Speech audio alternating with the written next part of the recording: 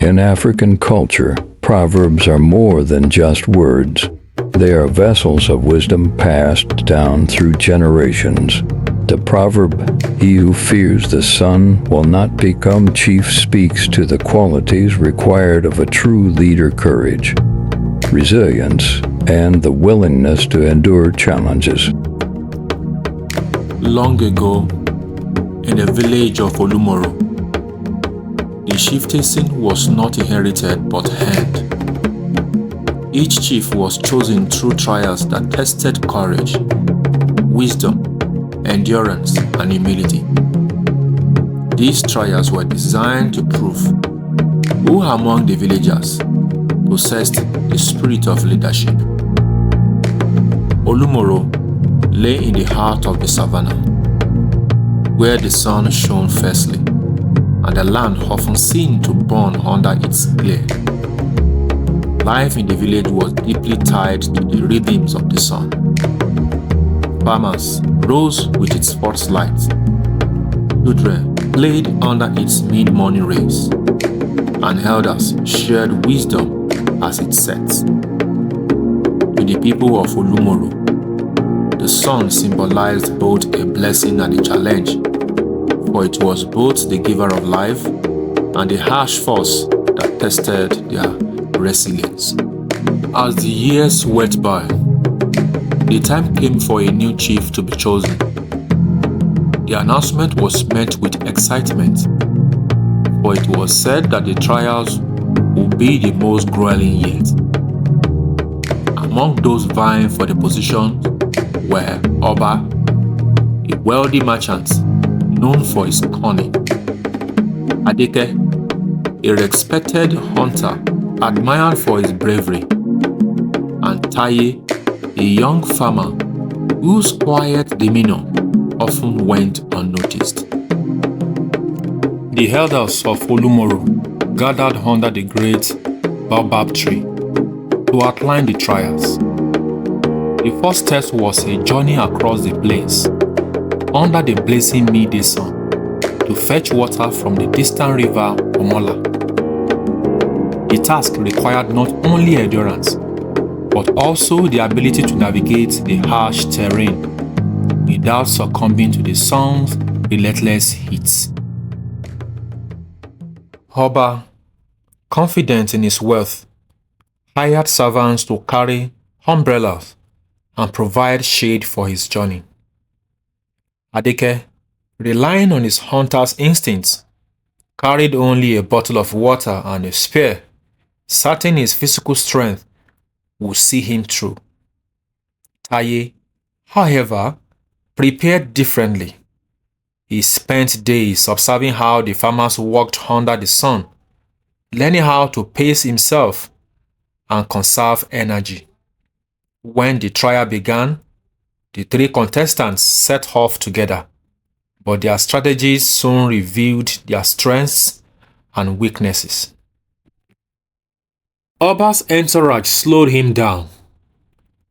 Though shaded from the sun, he grew impatient and irritable, barking orders at his servants. Adeke, driven by pride, moved quickly but underestimated the sun's toll. By the time he reached the river, he was tired and exhausted. Taye, on the other hand, walked steadily, taking short breaks under acacia trees and drinking small sips of water to stay hydrated. He reached the river with energy to spare and returned to the village before sunset, carrying his water bottle with ease.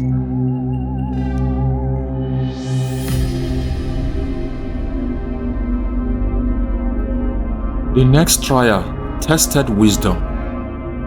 The elders presented a riddle.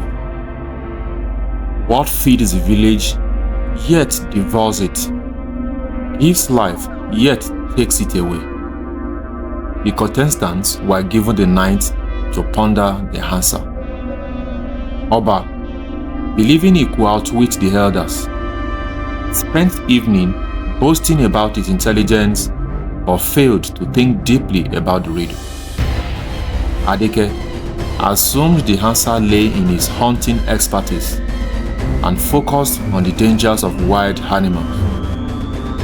Taye, however, sat quietly under the stars, reflecting on the village's struggles and triumphs. By dawn, he approached the elders with his answer. "The sun," Taye said confidently, "it feeds our crops and gives us light, but it also dries our rivers and scorches our land. To thrive, we must learn to live with it, not fear it." The elders nodded, impressed, while Oba and Adeke gave answers that showed their narrow perspectives. Taye's response reflected a deeper understanding of Olumoro's way of life. The final trial. The contestants were asked to build a shelter that could withstand the village's harshest conditions. The soaring sun, the sudden rains, the gusting winds. Each was given the same materials: wood, straw, and mud, and 3 days to complete the task. Oba, eager to flaunt his wealth, paid laborers to construct an elaborate hut. It was tall and adorned with decorations, but its design was more about appearance than practicality. Adeke, relying on his strength, built a sturdy but small shelter designed to protect only himself. Taye, drawing on his farming knowledge, designed a hut that balanced form and function. He used thick layers of mud to insulate against the sun, angled the roof to deflect rain, and added extra support to withstand the wind. When the elders inspected the shelters, a storm was brewing. The winds howled and the rain poured as the sun broke through the clouds. Oba's grand hut collapsed under the weight of the rain, and Adeke's small shelter was blown away by the wind. Taye's hut, however, stood firm, proving not only his practical skills but also his foresight and resilience.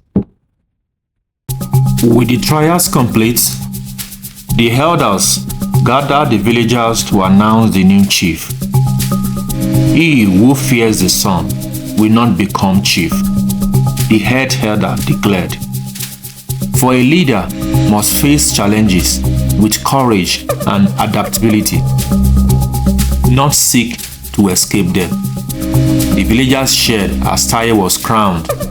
In his quiet way, he had shown that true leadership came not from wealth or brute strength, but from understanding and embracing the challenges of life.